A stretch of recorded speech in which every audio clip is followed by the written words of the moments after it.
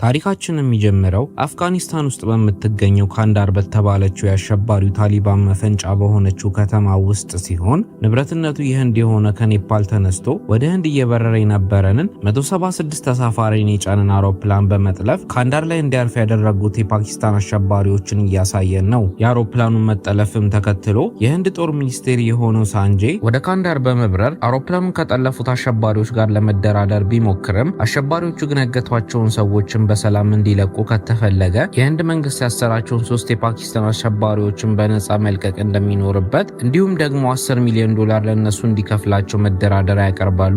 በዚህም ምክንያት ሳንጄ የ176 አጋቾችን ህይወት ለማትረፍ ሲል አሸባሪዎቹ ባቀረቡት መስፈርት በመስማማት አሸባሪዎቹ የፈለጉትን ነገር ሁላ እንዲፈጸም ያደርጋል። ይህ ከሆነ ከጥቂት ጊዜያትም በኋላ የጦር ሚኒስትሩ ሳንጄ ከህንዱ ጠቅላይ ሚኒስትርና ፕሬዝዳንቱ ጋር በመገናኘት በፓኪስታን አሸባሪዎች የተፈጸመውን የሽብር ጥቃት ዳግመኛ እንዳይፈጸም አንድ ፕሮጀክት መንደፉን ገልጾ ይህም ፕሮጀክት ዱራንዳር ተብሎ የሚጠራ እንደሆነ ያሳውቃቸዋል። ሳንጄም ቀጥሎ የዱራንዳር ፕሮጀክት ዓላማ ኃይለኛ ብቃት ያለውን ሰላይ ወደ ፓኪስታን አስርጎ በማስገባት የፓኪስታን አሸባሪዎች ጥቃት ከመፈጸማቸው በፊት ቀድሞ እንዲያሳውቃቸው ማድረግ እንደሆነና ከዚህም በተጨማሪ ሰላዩ አሸባሪዎቹን ከውስጥ በመከፋፈል እርስ በርስ እንዲባሉ የሚያደርግበት ፕሮጀክት እንደሆነ ያስረዳቸዋል። ሆኖም ግን ጠቅላይ ሚኒስትሩና ፕሬዝዳንቱ ይህ እቅድ በጣም አደገኛ እንደሆነና የፓኪስታን አሸባሪዎች ከህንድ ሰላይ እንደተላከባቸው ካወቁ የሽብር ጥቃታቸውን በእጥፍ ጨምረው ቁምስቅላቸውን እንደሚያሳዩአቸው ለሳንጄ በማሳወቅ ፕሮጀክቱ እንዳይተገበር ያግዱታል። ነገር ግን ይህ ከተከሰተ 2 ዓመታትም በኋላ 5 የፓኪስታን አጥፍቶ ጠፊ አሸባሪዎች የሀገሪቱ ከፍተኛ ሚኒስትሮች ተሰብስበው በሚገኙበት በህንድ ፓርላማ ህንፃ ውስጥ በድፍረት በመኪናቸው ጥበቃዎቹን ጠሰው ይገቡና የህንድ ከፍተኛ አመራሮች ላይ እልቂት ለመፍጠር ይሞክራሉ። ሆኖም ግን በፓርላማው የጥበቃ ኃይሎች በታየው ፈጣንና ብርቱ ምላሽ 5ቱም አሸባሪዎች ሙሉ በሙሉ ተደምስሰው ጥቃቱ ቢመክንም በተደረገው አስፈሪ የተኩስ ልውውጥ ወቅት 12 የጥበቃ ሰራተኞች ለሀገራቸው ሲሉ ህይወታቸውን መስዋዕት ያደርጋሉ። ከዚህም አሳዛኝ ክስተትም በኋላ ሳንጄ በድጋሚ ወደ ጠቅላይ ሚኒስትሩ ቢሮ በማምራት ለጠቅላይ ሚኒስትሩ ከ2 ዓመት በፊት ፕሮጀክት ዱራንዳርን ብንተገብረው ኖሮ ዛሬ እነዚህን 12 ጀግኖችን አንቀብርም ነበር በማለት በቁጭት ያስረዳቸዋል። ጠቅላይ ሚኒስትሩም የሳንጄ ራዕይና ቅድመ ማስጠንቀቂያ ትክክል እንደነበረ ከተረዱ በኋላ ከዚህ በላይ ጊዜ ማጥፋት ለሀገር ደህንነት አደገኛ መሆኑን በማመናቸው በሳንጄ እቅድ ላይ ሙሉ በሙሉ ይስማማሉ። ወዲያውኑም ሳንጄ ለፕሮጀክቱ ዱራንዳር የሚሰጠውን ከባድ ኃላፊነት መሸከም የሚችልና እጅግ ከፍተኛ ብቃት ያለው ሰላይ መርጦ ወደ ፓኪስታን እንዲልክ ጥብቅ መመሪያ ይሰጡታል። ትዕይንቱ የሚቀየርና ታሪካችን ወደ አፍጋኒስታን ከተማ ወስዶን ሐምዛ የተባለንን ህንድ ውስጥ በፈጸመው ወንጀል የሞት ፍርደኛ የነበረን የተጨበጨበለት ሰላይን ከእስር ነፃ በመልቀቅ ፓኪስታን ውስጥ ገብቶ የፓኪስታን አሸባሪዎችን ከውስጥ ወደ ውጭ እንዲበታትን ይታዘዝና ሐምዛ ወዲያውኑ ወደ ፓኪስታን ድንበር በሄሊኮፕተር ይወሰዳል። ሐምዛም ወደ ፓኪስታን በመዝለቅ ሊያሪ ወደ ተባለች የሀገሪቱ ዋና ዋና አሸባሪዎች የሚገኙበት ከተማ ዘልቆ ይገባል። ሐምዛ ሊያሪ እንደደረሰ በበላዮቹ ትዕዛዝ መሰረት በቀጥታ ኡስማን ወደ ተባለ ትንሽዬ ሬስቶራንት ከፍቶ እዛው የሚኖር የህንድ ሰላይ ጋር ይሄዳል። ሆኖም ግን ኦስማን ምንም ያክል እንኳን ሐምዛ በህንድ ሀገር ስለላ ድርጅት እንደተላከ ቢያውቅም ግን ኦስማን የሐምዛን ታማኝነትን ለመፈተን አላቀክም ዞር በል ከፊቴ ይለዋል። ሐምዛም ተስፋ ቆርጦ የሚሄድበት አቶ ከሬስቶራንቱ እንደወጣ የከተማው ወንበዴዎች መጥተው ሐምዛን ለመዝረፍ ይሞክራሉ። ሐምዛም ስልጡን ተፋላሚ ስለነበረ ከወንበዴዎቹ አንደኛውን ሰው አፍንጫ በቴስታ ብሎ ይሰብረዋል። ሆኖም ግን ሐምዛ ምንም ያክል ወንበዴዎቹን ልካቸው መስጠት ቢፈልግም ግን ስልጡን የህንድ ሀገር ሰላይ መሆኑ እንዳይታወቅበት በማለት እጁን በመስጠት በወንበዴዎቹ ከባድ ድብደባ ደርሶበት እዛው መንገድ ዳር ራሱን ስቶ ይወድቃል።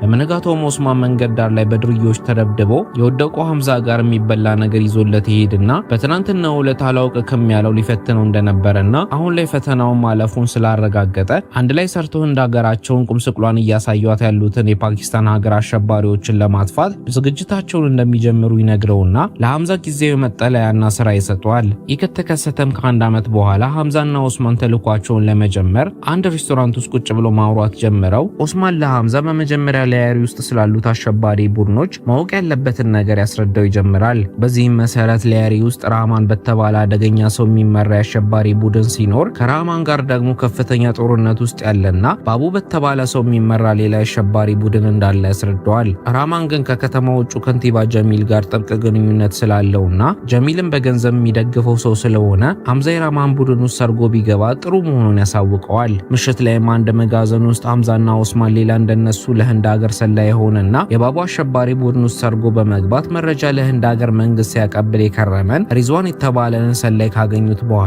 ሪዝዋን ለሐምዛና ለኡስማን ባቡ የራማን ሁለተኛ ልጅ የሆነውን ናይምን ለመግደል ዝግጅት እያደረገ ሲሆን ይህንን ግፉንም የሚፈጽመው በቅርብ ቀን የሚከናወነው የራማን ጓደኛ ሰርግ ላይ እንደሆነ ይነግራቸዋል። ለዛም ሐምዛ የራማንን እምነትን አግኝቶ ወደ ቡድኑ ለመቀላቀል ሲል በዛ ቀን ሰርጉ ላይ በአስተናጋጅነት እንዲቀጠርና የባቡ ሰዎች የራማንን ልጅ የሆነውን ናይምን ሊገሉት ሲመጡ ጥበቃ አድርጎለት የባቡን ሰዎችን ወይ መግደል ወይ ደግሞ ፈርጥጠው እንዲሸሹ ማድረግ እንዳለበት ይነግረዋል። ሐምዛም በዚህ ሐሳብ በመስማማት የሰርጉ ቀን ደርሶ ሐምዛ ሰርጉ ላይ ታዳሚዎቹን በማስተናገድ ለጥቃቱ ራሱን ማዘጋጀት ይጀምራል። ብዙም ሳይቆይም የራማን ሁለተኛ ልጅ የሆነው ናይም ከታናሽ ወንድሙ ከፋይዘል ጋር ወደ ሰርጉ እንደገቡ እንደተጠበቀው የባቡም ሰዎች ናይምን ለመግደል ወደ ሰርጉ ይመጣሉ።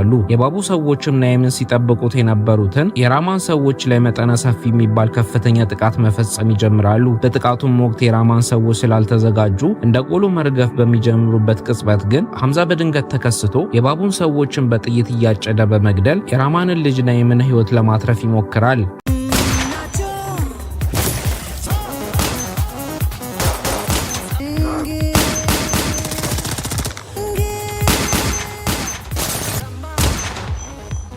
ሆኖም ግን ሐምዛ የተቻለውን ያህል ቢሞክርም ግን ናይም ከባቡ ሰዎች ተተኩሶ በተፈናጠረ ጥይት ተመቶ ወዲያውኑ ሕይወቱ ቢያልፍም ሐምዛ የራማንን መጨረሻ ልጅ የሆነውን ፋይዘልን ብቻ እንደምንም ብሎ ከባቡ ሰዎች ከመገደል ያድነዋል። ከጥቃቱም በኋላ ራማን በልጁ ናይም ሞት ምክንያት ልቡ ክፉኛ ቢሰበርም ነፍሱ በሐምዛ የተረፈችለት የመጨረሻ ልጁ ፋይዘል ግን ሕይወቴን ያተረፈልኝ ሰው ይሄ ነው ብሎ ሐምዛን ለአባቱ ራማን ያሳየዋል። ራማንም ባዘነ ፊት ወደ ሐምዛ በማምራት አንተ ማነ በማለት ሲጠይቀው ሐምዛን በልጁ ሰርግ ላይ የሚሰራ አስተናጋጅ እንደነበረና ጥቃቱ ሲከሰት ዝም ብሎ ማየት አላስችል ስላለው ጣልቃ እንደገባ ተናግሮ ራማንን ያስገርመዋል። ይህን ተከትሎም ራማን እንደሱ አይነት ታማኝ ሰውን በቡድን ውስጥ ማካተት እንደሚፈልግ በመግለጽ ሐምዛን እሱ የሚመራውን የአሸባሪ ቡድን እንዲቀላቀል ያደርገዋል። ብዙም ሳይቆይም ከራማን ጋር በጥብቅ የሚሰራው ፖለቲከኛው ጀሚል ወደ ስፍራው በመምጣት ምንም እንኳን ራማን ላይ የደረሰው ነገር አስከፊ ቢሆንም ግን አሁን ላይ ግን የከንቲባነት ምርጫ የሚካሄድበት ጊዜ ስለደረሰ ከባቡ ጋር ጦርነት ውስጥ መግባቱ በህዝብ ዘንድ ገጽታቸውን ሊያበላሸው እንደሚችል ለራማን በመግለጽ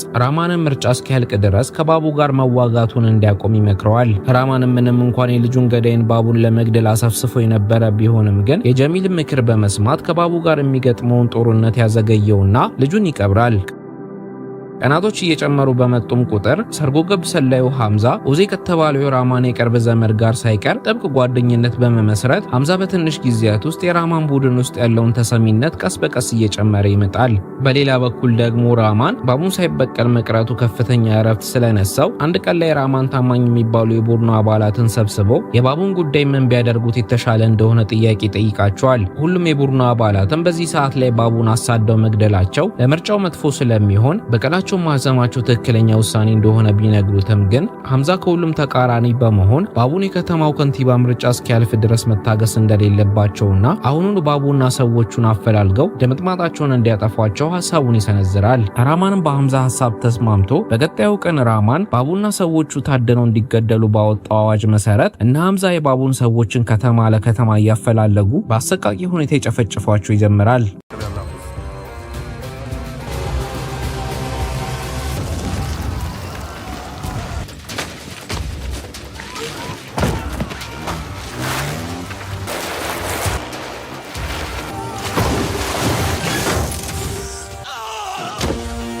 ያም ሙሉ ቀንም የባቡ ሰዎችን በተገኙበት ሲረሽኑ ከቆዩ በኋላ በመጨረሻም ላይ ሐምዛና ኡዜ ባቡን ከከተማው ሊያመልጥ በባጃጅ ሲፈረጥጥ ደርሰውበት ይዞት በቀጥታ ወደ ራማን ይወስዱታል። ራማንም የልጁን ገዳይ ባቡን እንዳገኘው ሰው ሁላ ተሰብስቦ እያየ ባለበት ወቅት ያለምንም ርህራሄ አናቱን በትልቅ ድንጋይ ጨፍጭፎ ይገለዋል።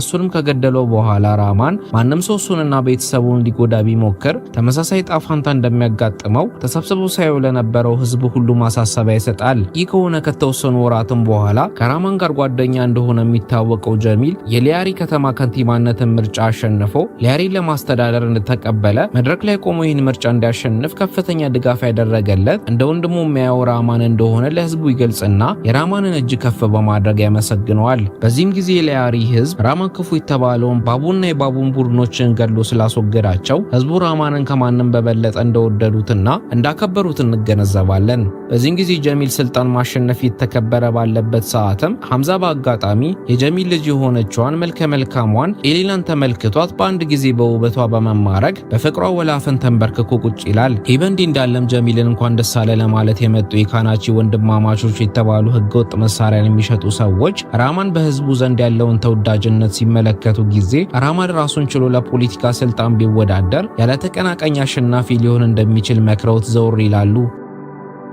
ከተወሰኑ ቀናትም በኋላ በኤሊና ፍቅር ሳያስበው የተነደፈው ሐምዛ አንድ ቀን ላይ ኤሊናን ብቻዋን ማግኘት ስለፈለገ ሐምዛ ኤሊና የተዝናናችበት የነበረ ፓርቲ ላይ ሆነ ብሎ ለፖሊስ በመደወል ፖሊስ መጥቶ ፓርቲውን እንዲበተነው ያደርጋል። ሆኖም ግን ሐምዛ ቀደም ብሎ ኤሊናን መኪና አበላሽቶ ስለነበረ ኤሊና ከፖሊስ ለመሸሽ መኪናዋን ልታስነሳ ስትሞክረው መኪናዋ አልሰራ ስላላት ኤሊና በኃይል እየተጨነቀች ሳለ ሐምዛ አካባቢው ላይ ድንገት የመጣ በማስመሰል በያዘው ሞተር ጭኗት ኤሊናን ወደ ቤቷ መውሰድ ይጀምራል። ቤቷ ጋር ሊደርሱ ሲሉ ሐምዛ ሞተር ሳይክሉን የተበላሸ በማስመሰል ሁለቱም ወርደው በእግር ወክ እንዲያደርጉ በማመቻቸት በእግር ይሄዱ ሳለ ሐምዛ ጤፍ በሚቆላ ምላሱ ኤሊናን በጀንጀና ደህና አድርጎ ያሰምጣትና በመጨረሻም ስልኳን ተቀብሎ ይለያታል። ከተወሰኑ ቀናትም በኋላ ራማን መሳሪያ ሻጭ የሆኑትን የካናቺ ወንድማማቾችን አግኝቷቸው ካናቺ ወንድማማቾችም ራማንን ኢቅባል ከተባለ የፓኪስታን ደህንነት ኃላፊ ጋር ያገናኙታል። ኢቅባልም ራማንን ከዚህ በፊት በህንድ ላይ የሚያደርሰውን የተለያዩ የሽብር ጥቃቶችን እንደሚደግፍ በመግለጽ የሽብር ስራቸውን አጠናክረው ይቀጥሉ ዘንድ አብረው እንዲሰሩና የህንድ መንግስትን በጋራ እንዲያደክሙ ሐሳብ ይሰጠዋል። ራማን ግን ኢቅባል የፓኪስታን መንግስት ቢሮ ውስጥ የሚሰራ ሰው ስለሆነ ከሱ ጋር አብሮ መስራት ባይፈልግም ከቆይታዎች በኋላ ግን ራማን ሐሳቡን ቀይሮ ከኢቅባል ጋር በመስማማት ራማን በቀጣይ የሽብር ጥቃቱ ላይ የሚሳተፉ ሰዎችን በቅርቡ እንደሚመርጥ ለኢቅባል ነግሮ አብሮ ለመስራት ይስማማሉ። ነገሮች በዚህ እየቀጠሉ ሳለ ግን የሊያሪ ከተማ ከንቲባ የሆነው ጀሚል ቀድሞ አጋሩ የነበረው ራማን በከተማው ውስጥ ያለውን ተወዳጅነትን አይቶ የራሱን ፖለቲካዊ ፓርቲ በመመልመል ለከንቲባነት ሊወዳደር እንደሆነ መረጃ ስላገኘ ጀሚል በንዴት ራማንን በፖሊስ ቁጥጥር ስር እንዲውል ሊያደርገው ቀመሩን ይጀምራል። በዚህም መሰረት ራማንና ሰዎቹን ያለምንም ፍራቻ ሊጋፈጥ የሚችልን ቺዳሪ የተባለንን በአረመኔነቱ ምክንያት ከፖሊስ ስራው የታገደንን ኮማንደርን በድጋሚ ወደ ስራ ገበታው እንዲመለስ ያደርገዋል። ራማንም በበኩሉ ኢቅባል ሊያቀነባብረው ላሰበው የሽብር ሴራ የሚሆኑ መሳሪያዎችን ለመግዛት ከሐምዛ ጋር ሆኖ ወደ በረሃ ይወርዱና በበረሃ ከሚኖሩ መሳሪያ አዘዋዋሪዎች በርካታ መሳሪያዎችን ለመግዛት ውል ተዋውለው ይጨርሳሉ። ቺዳሪም በበኩሉ ወደ ጀሚል ቢሮ በመሄድ ራማንን ማስወገድ ከተፈለገ ከመደበኛ ፖሊሶች የበለጠ ብቃት ያላቸውን የራሱን ስፔሻል ፎርስ ማቋቋም እንደሚፈልግ ስለነገረው ጀሚልም ቺዳሪ ያሻውን ያህል ስፔሻል ፎርስ እንዲያደራጅ ፍቃዱን ይሰጠዋል። ህንድ ውስጥም የህንድ ጦር ሚኒስትር የሆነው ሳንጄ ራማንና ኢቅባል የህንድ የተለያዩ ከተማዎች ላይ ሽብር ጥቃት ሊፈጽሙ እንደሆነ መረጃ ስለደረሳቸው እነ ሳንጄ የታሰበውን ጥቃት ቀድሞ ለማክሸፍ ፈጥነው መንቀሳቀስ ይጀምራሉ። ፓኪስታን ውስጥም እነ ራማን ለኢቅባል የገዙትን መሳሪያዎች የሚያስረክቡበት ቀን ደርሶ ሊሄዱ ሲሉ የራማን ልጅ የሆነው ፋይዘል ባጋጠመው ድንገተኛ የምግብ መመረዝ ምክንያት ራማን የታመመ ልጁን ይዞ ከባለቤቱ ጋር ወደ ሆስፒታል ለመሄድ ሲገደድ ሐምዛና ኡዜ ደግሞ መሳሪያዎቹን ወስደው ለኢቅባል ያስረክባሉ። ራማንም ሀገር ሰላም ብሎ ወደ ሆስፒታል እየሄደ ባለበት ሰዓት ግን የራማን መኪና በቺዳሪና ቺዳሪ ባሰማራቸው ስፔሻል ፎርሶች ጥቃት ተከፍቶበት እነ ራማን መግቢያ መውጫ ያሳጣቸዋል። ራማንም እሱና ቤተሰቦቹ ያሉበት መኪና ላይ የተከፈተውን የተኩስ ሩምታ ተከትሎ የራማን የቤተሰቦችን ህይወት አደጋ ላይ መጣል ስላልፈለገ ራማን ከመኪና በመውረድ በሰላም እጁን ለቺዳሪ ያስረክባል።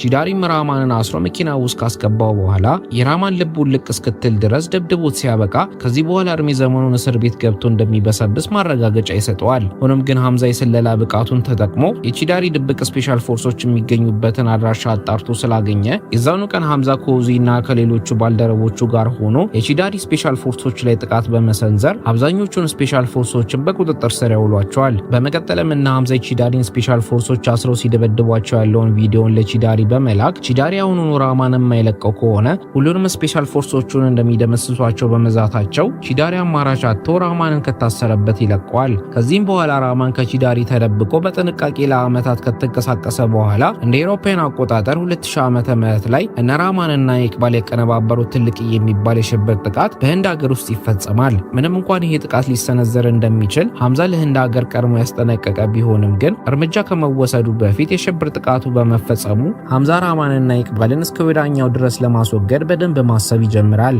ይህ በእንዲህ እንዳለም 2008 ዓ.ም ላይ በድጋሚ ሊያሪ ከንቲባነት ምርጫ ውድድር ሊካሄድ ሽር ጉዱ በመጀመሩ ራማን አሁን ላይ ራሱን ችሎ ከጀሚል በተቃራኒ በመቆም ለከንቲባነት ውድድር በህዝብ ፊት ይቀርባል። ሐምዛም በጀሚልና በራማን መካከል የተፈጠረውን ቁርሾ ለመጠቀም በማሰብ አሁን ላይ ፍቅረኛ የሆነችዋን የጀሚል ልጅ ኢሌናን ከአባቷ ጀሚል ጋር እንድታገናኘው ያደርጋትና ሐምዛም ከጀሚል ጋር እንደተገናኙ ሐምዛ በሚቀጥሉት ቀናት ውስጥ ራማንን አስወግዶ የራማንን ቦታ መውሰድ እንደሚፈልግ ከነገረው በኋላ ጀሚልም ያለምንም ተቀናቃኝ የከንቲባነት ስልጣኑን ተቆጣጥሮ መቆየት እንደሚችል ለጀሚል ሐሳብ ያቀርብለታል። ነገር ግን ሐምዛ ይቅዱን ከማከናወኑ በፊት የጀሚል ልጅ ኢሌናን ለትዳር ጠይቆ በጀሚል ስለተፈቀደለት ሐምዛ ኢሌናን ቅልጥ ባለ ሰርግ ደግሶ በማግባት የሰርጉ ስነ ስርዓት ላይ ራማንና ኢቅባልን ጨምሮ ደና የሚባሉ ባለስልጣናት ሰርጉ ላይ ተገኝተው ሲቦርቁ ያመሻሉ። ይህ ከሆነ ከጥቂት ቀናትም በኋላ ራማን አንድ ፕሮግራም ላይ ተሳትፎ ወደ ቤቱ ሊመለስ ሲል መኪናውን እያሽከረከረ የነበረው ሐምዛ አቋራጭ መንገድ አለ በማለት ራማንንና ሁለት የራማን ጋርዶችን በጫካ መንገድ ይዟቸው መሄድ ይጀምራል። ሆኖም ግን ሁኔታው ያጠራጠረው ራማን ሐምዛን ወዴት ይዞት እንደሚሄድ ሲጠይቀው ሐምዛም ምንም ሳይመልስለት በመቅረቱ ራማን ሐምዛ ወጥመድ ውስጥ ሊያስገባው እንደሆነ ገብቶት ሐምዛን ከኋላ ማጥቃት ይጀምራል። በዚህም ጊዜ መኪናውን እያሽከረከረ የነበረው ሐምዛ የመኪና መሪውን መቆጣጠር ስላቃተው መኪናውን ከአንድ ብረት ጋር በኃይል ያጋጨዋል።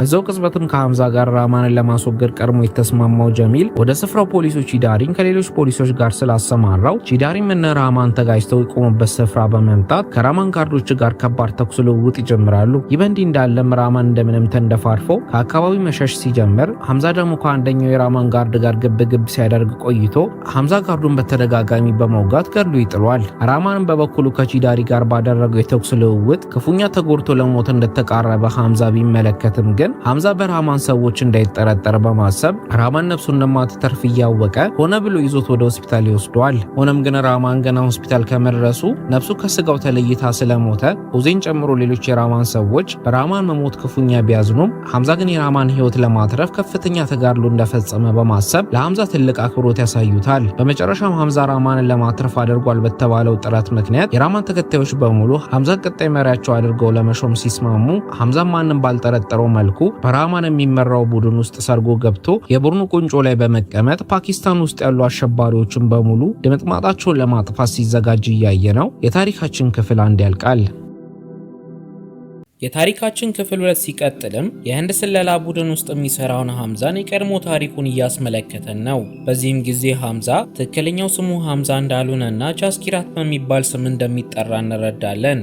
ጃስኪራትም ህንድ ውስጥ በምትገኝ ፓታንኮት በምትባል ገጠራማ ክልል ውስጥ ያደገ ልጅ ሲሆን የጃስኪራት አባትና አያቱ በወታደራዊ አገልግሎት ያገለገሉ ስለነበሩ እሱም እንደነሱ ወታደር ሆኖ አገሩን የማገልገል ህልም ነበረው። ይህንን ህልሙንም ለማሳካት በ1999 ዓ.ም በ21 ዓመቱ ጃስኪራት ለወታደራዊ ስልጠና ወደ አንድ ካምፕ አምርቶ ስልጠናውን ማከናወን ይጀምራል። በዚህም ወቅት የጃስኪራት አባት ሱክቬንደር ከተባለ ሰው ጋር በመሬት ይዞታ ምክንያት ግጭት ውስጥ የገቡ ሲሆን ሱክቬንደር ቀድሞ ወንጀለኛ የነበረ በአሁኑ ሰዓት ግን ፖለቲከኛ ስለነበረ የያዘውን የስልጣን ኃይልን በመጠቀም የጃስኪራትን ቤተሰብ ክፉኛ ያሰቃያቸው ይጀምራል። ለዛም ሱክቬንደርና አጋሮቹ የጃስኪራትን ቤተሰብን በአሰቃቂ ሁኔታ ይዘዋቸው የገዛ እርሻ መሬታቸው ላይ ከወሰዷቸው በኋላ የጃስኪራትን አባት በገመድ ሰቅለው ይገሉታል። በዚህም ሳያበቁ የጃስኪራት እህቶች ላይ ጾታዊ ጥቃት ከፈጸሙባቸው በኋላ የጃስኪራትን ታላቅ እህትን ይገሏታል። የጃስኪራትን ታናሽ እህትን ደግሞ አፍነው በመውሰድ ቤታቸው ውስጥ አስረው ያስቀምጧታል።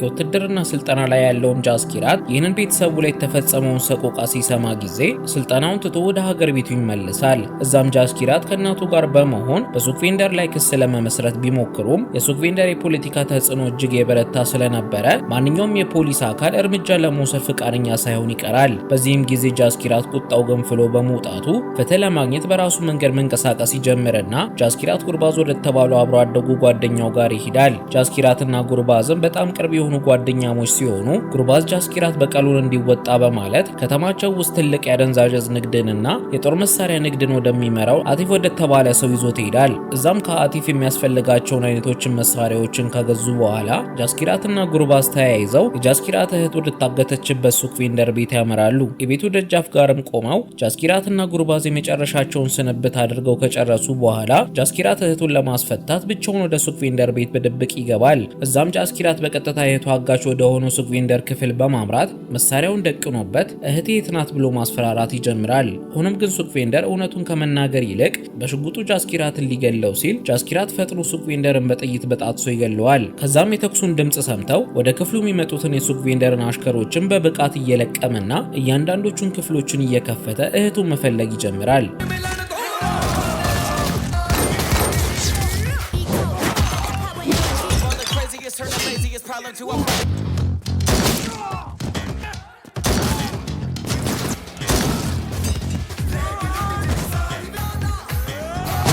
በመጨረሻም ጃስኪራት ሙሉ የሱክቪንደርን ሰራዊትን በማጥፋት እህቱን አንድ ክፍል ውስጥ ታስራ ያገኛታል። ጃስኪራትም እህቱን ካተረፋት በኋላ በፖሊስ ቁጥጥር ስር ውሎ ፍርዱን እንዲቀበል ወደ ፍርድ ቤት ይወሰዳል። እዛም የጃስኪራት ጠበቃ የጃስኪራት ቤተሰብ ላይ የተፈጸመውን ግፍ በማስረዳትና ጃስኪራትና ቤተሰቡ ፍትህን ለማግኘት ወደ ፖሊስ ጣቢያ ቢሄዱም ግን ሱክቪንደር የፖለቲካ ስልጣን ስለነበረው ፖሊሶቹ ፍትህን ከመስጠት እንደተቆጠቡ በመናገር ፍትህ ያጣው ወታደሩ ጃስኪራት ግን ፍትህን በራሱ እጅ ለመስጠት ተገዷል በማለት የጃስኪራትን ፍርድን ለማቅለል ትሞክራለች። ሆኖም ግን ፍርድ ቤቱ የጃስኪራት ጠበቃ ያነሳችውን ሐሳብ ውድቅ በማድረግ ጃስኪራትን ነፍሰ ገዳይ ብሎ በመወንጀል የሞት ፍርድ ያስተላልፍበታል። ጃስኪራትን ፍርዱን ተቀብሎ ከፍርድ ቤቱ እንደወጣ ለመጨረሻ ጊዜ ከቤተሰቡ ጋርና ከቅርብ ጓደኛው ጉርባዝ ጋር እንዲገናኝ ይደረጋል። ጃስኪራትም ከሱክቪንደር ያስመለጣት እህቱ ከጉርባዝ ጋር የፍቅር ግንኙነት ስለነበራቸው እንዲጋቡ በመምከርና ጉርባዝም ቤተሰቡን እንዳይኑ ብሌን እንዲጠብቅለት አሳስቦት ተሰናብቷቸው ወደ እስር ቤት ይወሰዳል።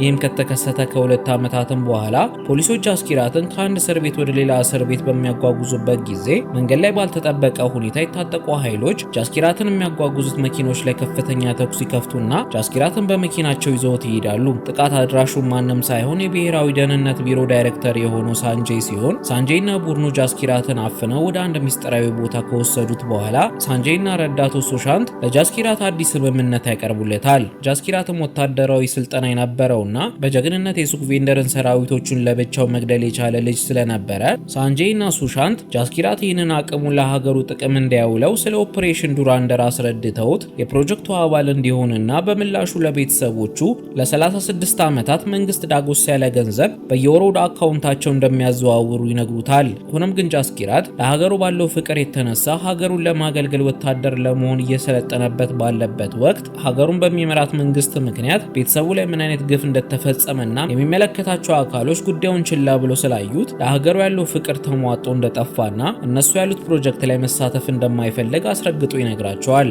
ሆኖም ግን ሳንጄይ ከጃስኪራት ጋር ረጅም የሆነ ንግግር አድርጎ ጃስኪራትን ለሀገሩ ያለውን ፍቅር በመመለስ በፕሮጀክት ዱራንዳር እንዲስማማ ያደርገዋል። ከዛም ለ2 ዓመታት ጃስኪራት እሳት የላሰ ከባድ ስልጠና ካገኘ በኋላ በ2004 ዓ.ም ሐምዛ አሊ በሚባል አዲስ ስም ፕሮጀክት ዱራንዳርን ለመፈጸም ዝግጅቱን ያገባድዳል። ሳንጄይም ሐምዛ ወደ ፓኪስታን ሰርጎ ከመግባቱ በፊት አዲስ ማንነቱንና ፓስፖርቱን ከሰጠው በኋላ ፓኪስታን ሀገር ውስጥ እያለ የከፋ ችግር ውስጥ ከገባ አንድ ትልቅ ስልጣን ያለው ህንዳዊ ሰላይን እንደሚልኩለት ነግሮት ይሸኘዋል። ሐምዛም ወደ ፓኪስታን ሀገር ከገባ በኋላ በብልሃቱና በጥንካሬው ፓኪስታን የወንበዴዎች ዓለምንና የፖለቲካ መዋቅር ውስጥ ሰርጎ በመግባት ቦታውን ያጠናክራል። ከ5 ዓመታትም በኋላ ሐምዛ የህንድ ሀገር ሰላይ እንደሆነ ማንም ሳያውቅበት ከከረመ በኋላ ሰርጎ የገባበትን የማፊያ ቡድን የሚመራውን ራማንን ከፖሊሱ ቺዳሪና ከባለስልጣኑ ጀሚል ጋር በመተባበር እንደገደሉት እናስታውሳለን። ታሪካችንም አሁን ወዳለንበት ጊዜ ወስዶን ሐምዛ እንደሱ ለህንድ ሀገር ሰላይ ሆኖ ፓኪስታን ውስጥ በድብቅ ለሚኖረው ኡስማን ይህን ሁሉ የህይወቱን ታሪክ ሲተርክለት እንመለከተዋለን። በሚቀጥለውም ቀን የፓኪስታን ደህንነት ኃላፊ የሆነው ኢቅባል ፖሊስ ከሆነው ቺዳሪ ጋር ተገናኝተው ኢቅባል ቺዳሪ ለምን ራማንን እንደገደለው ይጠይቀዋል። ቺዳሪም ይህ ሁሉ የተከናወነው በታላቁ አለቃ ባዳ ሳሃብ ትዕዛዝ ነው በማለት ይመልስለታል። ቺዳሪም ይህ ታላቁ አለቃ ያለው ባዳ ሳሃብ የሚባለው ግለሰብ በፓኪስታን ውስጥ ወንበዴዎችንና ፖለቲከኞችን የሚቆጣጠር የሁሉ የበላይ ጌታ እንደሆነ እንረዳለን። ቺዳሪም ራማንን የገደለው ምክንያት የራማን ዘመድና የባዳ ሳሃብ ዘመድ በመሬት ምክንያት ትልቅ ጸብ በመካከላቸው ስለተነሳ ራማን የባዳ ሳሃብ ዘመድ ላይ ከፍተኛ ጥቃት በመፈጸሙ በባዳ ትዕዛዝ መሰረት ራማን እንደገደለው ለኢቅባል ይናገራል። በሚቀጥለውም ቀን ላይ የራማን ቀብር ስነ ስርዓት መካሄድ ጀምሮ የራማን ቤተሰቦችና ሰራዊቶቹ በሙሉ በክብር ይቀብሩታል። በሌላም በኩል ሊያሪ ለብዙ ዓመታት ሲመራት የነበረው ራማን በመሞቱ የተነሳ የራማን ተቀናቃኝና ጠላት የሆነው አርሻድ ፓፑ የሚባል የማፊያ መሪ ሊያሪ ከተማን በቁጥጥሩ ስር ለማዋል መስራት ይጀምራል። የራማን ወንድምም የሆነው ኡዜ ወንድሙን የገደለበትን ቺዳሪን ለመግደል እየዛተ ሳለ ሐምዛ አረጋግቶት የወንድሙ ሞት ላይ ቺዳሪ እጅ ብቻ ሳይሆን ያለበት አሁን ላይ ሊያሪ ከተማን ለመቆጣጠር እየጣረ ያለው አርሻድ ፓፑም እጁ እንዳለበት ይነግረዋል። ይህንን እምነቱንም እንዲያረጋግጥለት ሐምዛ ልክ እንደሱ ለህንድ አገር ሰላይ ሆኖ የሚሰራውንና የአርሻድ ፓፑ ማፊያ ውስጥ ሰርጎ የገባውን ሪዝዋን የተባለውን ሰው በመጥራት ሪዝዋን የአርሻድ ፓፑ ማፊያ ውስጥ በሚሰራበት ወቅት አርሻድ ፓፑና ፖሊሱ ቺዳሪ በስልክ እያወሩ የራማንን ግድያ ሲያሰሩ እንደነበረ በመናገር ኡዜን ሊያሳምኑት ይሞክራሉ። ሐምዛም ይህንን ያደረገበት ዋና ዓላማ ኡዜ አርሻድ ፓፑን እንዲገለውና በአርሻድ ፓፑ ግድያ ምክንያት ደግሞ ቺዳሪ ኡዜን በግድያ ወንጅሎት እስር ቤት አስገብቶት ሐምዛ ለብቻው ያለምንም ተቀናቃኝ ሊያሪን ከተማን በመቆጣጠር እያንዳንዱ የሚደረጉትን የሽብር ጥቃቶችን መረጃ በመሰብሰብ ለህንድ አገር ለማቀበል እንዲመቸው እንደሆነ እንረዳለን። ኡዜን በሐምዛ ንግግር በመታለሉ ውስጡ በኃይለኛ ቁጣ ተሞልቶ በመነጋቶ ከሐምዛና ከቡድኑ ጋር በመሆን አርሻድ ፓፑን ፍለጋ ከተማውን ያምሱታል።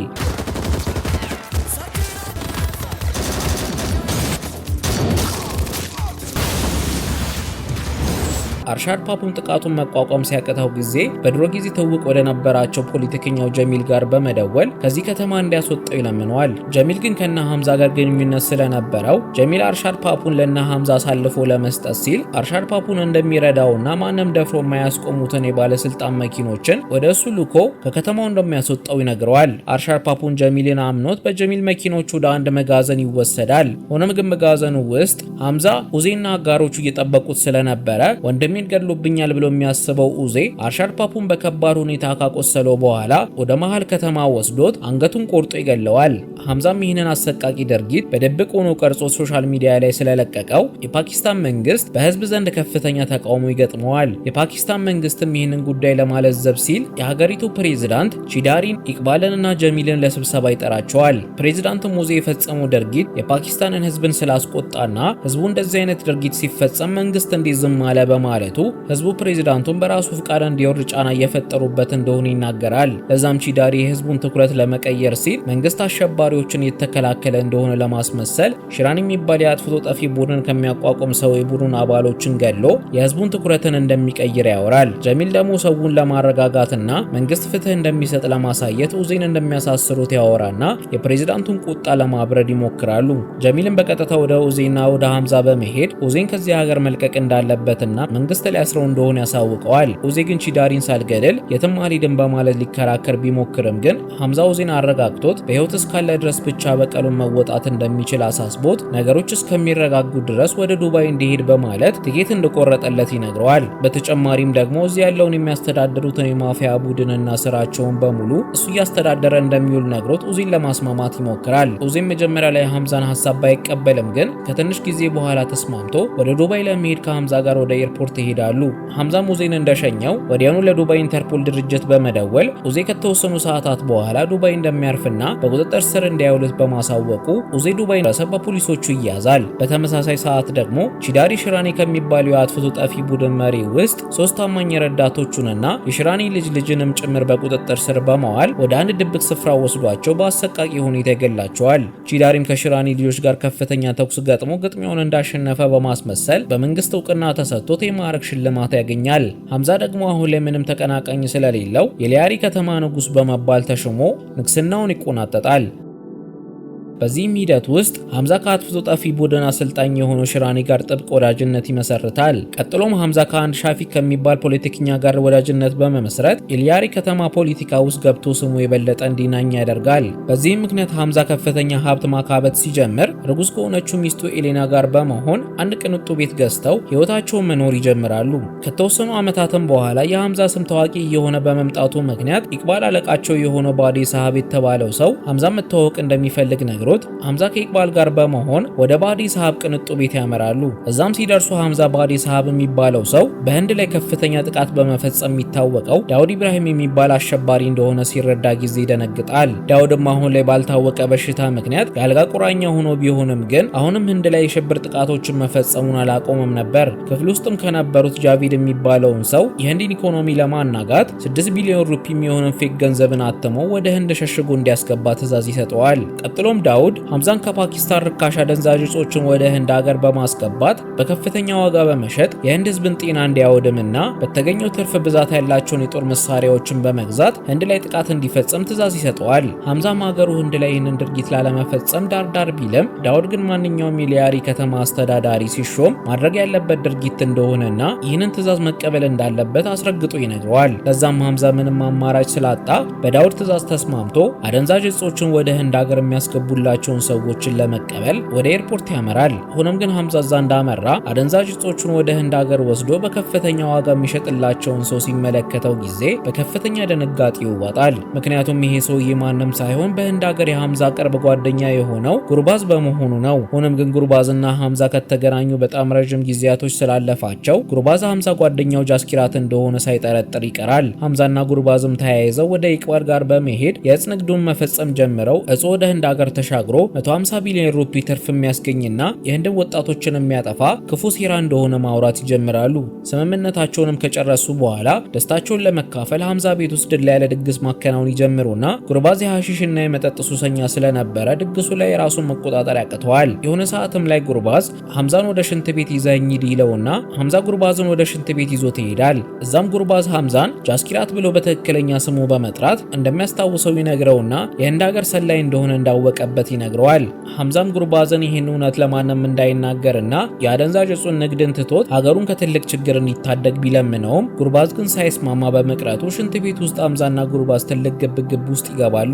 በመጨረሻም ሐምዛ ሳያውቀው ራሱን ከጉርባዝ ምት ለመከላከል ሲል ገፍትሮት ጉርባዝ ከገንዳው ጋር ተጋይቶ ወዲያውኑ ህይወቱ ያልፋል። ይህንንም ሁከት ድግሱ ላይ የታደመው ሰው በሙሉ ሲረዳ ጊዜ ሐምዛ የህንድ ሀገር ሰላይ እንደሆነ ስለሚታወቅበት ትልቅ የሆነ ጭንቀት ውስጥ ይወርቃል። ለዛም ራሱን ለማረጋጋት ሲል ወደ ድግሱ ተመልሶ ያገኘውን አንድ ሙሉ ጠርሙስ ውስኪ መጠጣት በሚጀምርበት ሰዓት ላይ ጉርባዝ ሽንት ቤት ውስጥ ሞቶ ይገኝና ድግሱ በረብሻ ይሞላል። ሐምዛም ወደ ሽንት ቤቱ ሲያቀና ጊዜ ሽንት ቤቱ ውስጥ ልክ እንደሱ የህንድ ሀገር ሰላይ ሆነውና እንደ ወንድሙ የሚያየውን ኦስማንን በብዙ ሰዎች ተከቦ ያገኘዋል። ሽንት ቤቱ ውስጥም የነበረው ቺዳሪ ኦስማን ጉርባዝን እንደገደለውና የህንድ ሀገር ሰላይ እንደሆነ እንዳወቁ ለሐምዛ ሲነግረው ጊዜ ሐምዛ ኦስማንን ስቃይን ለመቀነስ ሲል ሽጉጥን አውጥቶ ኦስማንን ይገለዋል። ሽንት ቤት ውስጥም የነበሩት ሰዎች ኦስማን በደንብ ስለ ስለላው ስራው ምርመራ ሳይደረግበት ሐምዛንን ለምን ገደልከው ሲሉት ጊዜ ሐምዛ ተበሳይቶ ኦስማን የህንድ ሀገር ሰላይ መሆኑና ቤቱ ውስጥ እንደዚህ አይነት ግድያ በመፈጸሙ ትልቅ ውርደት ተሰምቶት እንደሆነ በመናገር ለማስረዳት ይሞክራል። ለካስ ከሰዓታቶች በፊት ሐምዛ ጉርባዝን እንደገደለው ድግሱን ታደሙ የነበረው ኦስማን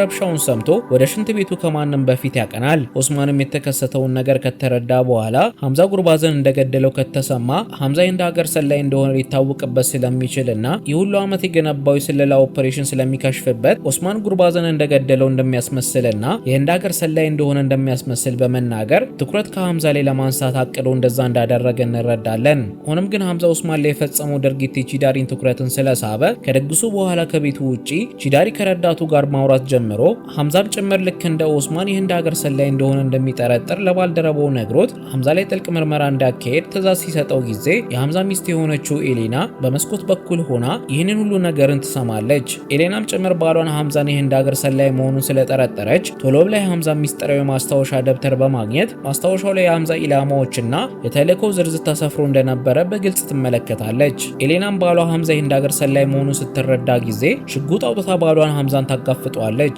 ሐምዛም የህንድ ሀገር ሰላይ መሆኑን ካመንላት በኋላ ይህን ሁሉ የሚያደርገው ሀገሯ ፓኪስታን ውስጥ ያሉት አሸባሪዎች ከህንድም ሀገር አልፈው የራሷንም ሀገር ዜጎችን እያጠፉ ስለሆነ ይህንን ችግር ለመከላከል እንደሆነ ያስረዳታል። ኤሌናም የባሏን ቃል ለመቀበል በጣም ከባድ ቢያደርግባትም የልጇን ደህንነትን ታሳቢ በማድረግ ሐምዛን ሳታጋልጠው አብረው ለመቆም ትወስናለች። ከዛም ቅድም ከድግሱ በኋላ ቺዳሪ ሐምዛ የህንድ ሀገር ሰላይ እንደሆነ ጥርጣሬ እንደያዘው ነግራው እንደምንም ብሎ የሱን ጥርጣሬ ማክሸፍ እንዳለበት ትነግረዋለች። ሐምዛም ይህንን እንደተረዳ እርምጃ ለመውሰድ እንቅስቃሴውን ጀምሮ ወደ አጥፍቶ ጠፊ ቡድን አሰልጣኙ ሽራኒ ጋር በመሄድ በመሄድ ቺዳሪ የሺራኒን የልጅ ልጅን በሽብርተኝነት ስም ያለ ምክንያት እንደገደለውና የመበቀያው ጊዜ አሁን እንደሆነ ይነግረዋል። ከጊዜያቶችም በኋላ ኡዚ ዱባይ ሀገር ውስጥ በፖሊሶች ከተያዘ በኋላ በፓኪስታን መንግስት አማካኝነት ወደ ፓኪስታን ሀገር እንዲመለስና ፍርዱን እንዲከታተል ወደ ፓኪስታን ሀገር ይገባል። ቺዳሪ ኡዚን ለመቀበል ወደ አየር መንገድ እየተጓዘ ሳለ የሺራኒ አጥፍቶ ጠፊ ቡድን አባል የሆነ አንድ ወጣት ልጅ ፈንጂ የተጠመደበትን መኪና በመያዝ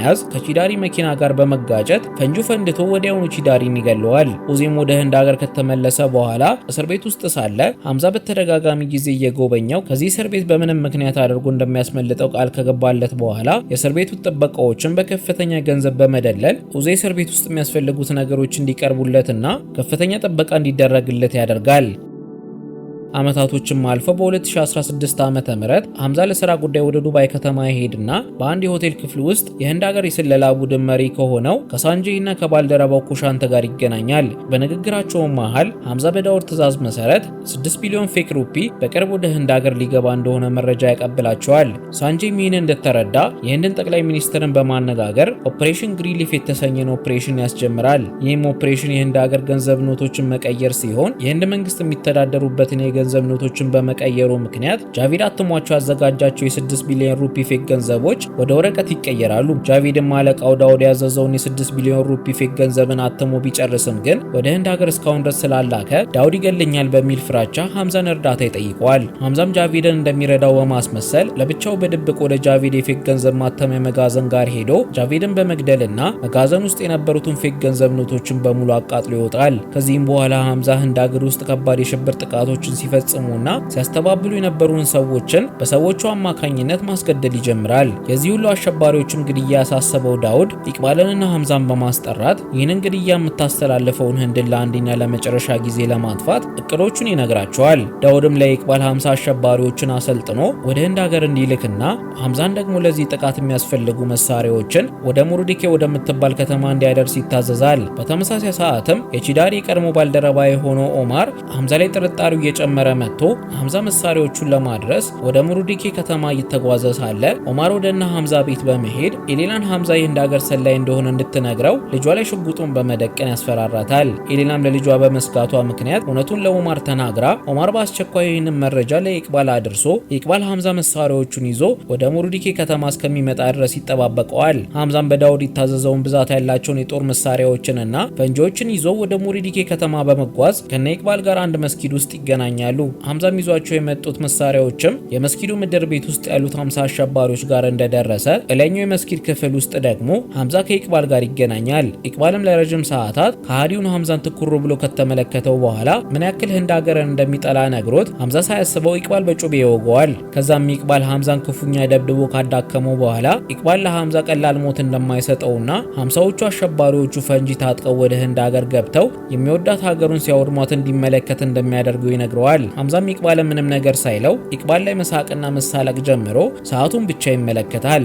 ለካ ከተወሰኑ ሰዓታቶች በፊት ሐምዛ ከባልደረባው ሪዝዋን ጋር በመሆን ሐምዛ ከመስጊዱ ውስጥ ሳይወጣ ረጅም ሰዓታቶች ከተቆጠሩ ለ50 አሸባሪዎቹ ተብሎ የመጡት የመሳሪያዎችና የፈንጂዎች ሳጥን ውስጥ ፈንጂ ቀብረው ስለነበረ ፈንጂዎቹን እንዲያፈነዳቸውና ምድር ቤት ውስጥ ያሉትን 50 አሸባሪዎቹን በሙሉ አፈንድቶ እንዲገላቸው ትዕዛዝ ሰጥቶት ነበር። ሪዝዋንም በተባለው መሰረት ሐምዛ ከመስጊዱ ሳይወጣ ረጅም ሰዓታቶች አልፎት ስለነበረ ሪዝዋን የመስጊዱ ምድር ቤት ውስጥ 50ዎቹ አሸባሪዎች የመጣላቸው መሳሪያዎችን እየፈተሹ ሳለ ከፍተኛ የሆነ ፍንዳታ ተከስቶ ሙሉ ህንጻው ድብልቅልቅ ይወጣል። ሐምዛም ይህንን ፍንዳታ ተጠቅሞ ከወደቀበት በመነሳት የኢቅባልን ሰዎችን መፍጀት ይጀምራል። ኢቅባልን መውጣት የማይችለው ውጊያ ውስጥ እንደገባ ተረድቶ በአስቸኳይ የሮጠ ከአካባቢው ለመሰወር ይሞክራል። ቢሆንም ግን ሐምዛ ኢቅባልን አሳዶ በመያዝ አንድ የኬሮሲን ታንከር ውስጥ ኢቅባልን ከቶት የኬሮሲን ታንከሩን በእሳት በማጋየት ኢቅባልን ይገለዋል። እሱንም ገሎት ቁጭ እንዳለ የሐምዛን እውነተኛ ማንነት የተረዳው ፖሊሱ ኦማር ከባልደረቦቹ ጋር በመሆን ሐምዛን በቁጥጥር ስር ያውሉታል። በአስቸኳይም የፓኪስታን መንግስት ከባድ የሆነ ስቃይ ያለው ምርመራን ሐምዛ ላይ በመክፈት ፓኪስታን ውስጥ ያሉትን ልክ እንደሱ የህንድ ሀገር ሰላዮችን እንዲያጋልጥ ለማድረግ ይሞክራሉ። ሆኖም ግን ሳንጄይ ሐምዛ በፓኪስታን እጅ ውስጥ እንደወደቀ ሲረዳ ጊዜ ሐምዛ ላይ ምርመራ እንዲካሄድ ያዘዘውን የፓኪስታን ጀነራል የሆነውን ሐሰን የሚባልን ሰው በሚስጥራዊ ቪዲዮ ጥሪ ያወራው ይጀምራል። ጀነራል ሐሰንም ለሳንጄይ የሀገራችሁ ሰላዮች አበቃላችሁ፣ ደረስንባችሁ፣ እንገላቸዋለን ቢለውም ቢሆንም ግን ሳንጂ ብልጥ ስለነበረ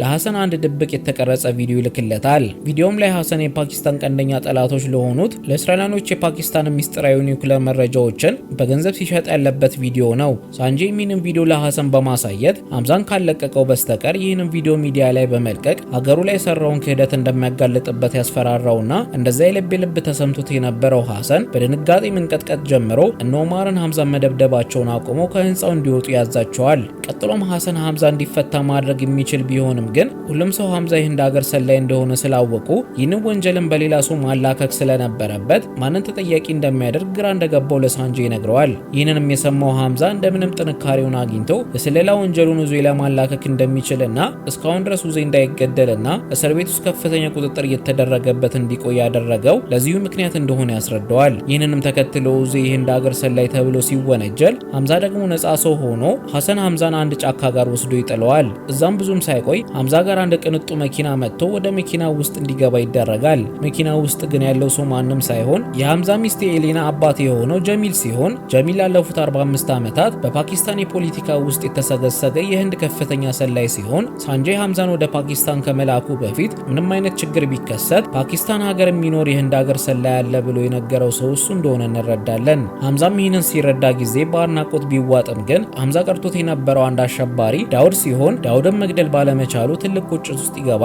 ቢሆንም ግን ጀሚል ከረጅም ዓመታት በፊት ፖለቲካ ውስጥ ከገባ በኋላ ዳውድን ባገኘው የመጀመሪያው ዕለት ዳውድን አንድ ገዳይ የሆነ መርዝ እንዲነካ እንዳደረገውና ዳውድ አሁን ላይ በሽተኛ ሆኖ የአልጋ ቁራኛ ያደረገው እሱ እንደሆነና በትንሽ ጊዜያቶች ውስጥ ደግሞ ዳውድ እንደሚያበቃለት ለሐምዛ ይነግረዋል። ሐምዛም ተልእኮውን ጨርሶ ወደ ህንድ ሀገር ሲመለስ ሳንጂ ሐምዛ ለሀገሩ ብሎ ባደረገው ነገር አመስግኖት እንዲያርፍ በማለት ወደ አንድ ሆቴል ይወስደዋል። እዛም ሐምዛ ሚስቱንና ልጁን በድጋሚ ማግኘት ስለማይችል እነሱን ለመርሳት ብሎ የሚስቱንና የልጁን ፎቶግራፍ ያቃጥለዋል። በሚቀጥለውም ቀን ሐምዛ ለማንም ሳይናገር ቤተሰቡን ለማየት በቀጥታ ወደ ትውልድ ከተማው ወደ ፓታንኮት መንደር ያመራል። እዛም ሲደርስ የድሮ ቤቱ ደጃፍ ላይ ቆሞ እናቱን እህቱንና የእህቶቹን ልጆችን ሲመለከት ጊዜ በደስታ ይዋጣል። ምንም ያክል ግን እናቱንና እህቱን ለማግኘት በጣም ፈልጎ ቢሆንም ግን ሐምዛ ለሀገሩ የገባውን ቃል ለመጠበቅና የሰላይነቱን ሚስጥር ላለማጋለጥ ሲል ወደ ቤቱ መግባቱን ትቶ መንገድ ላይ ቆሞ እያየ ነው ታሪካችን ያልቃል።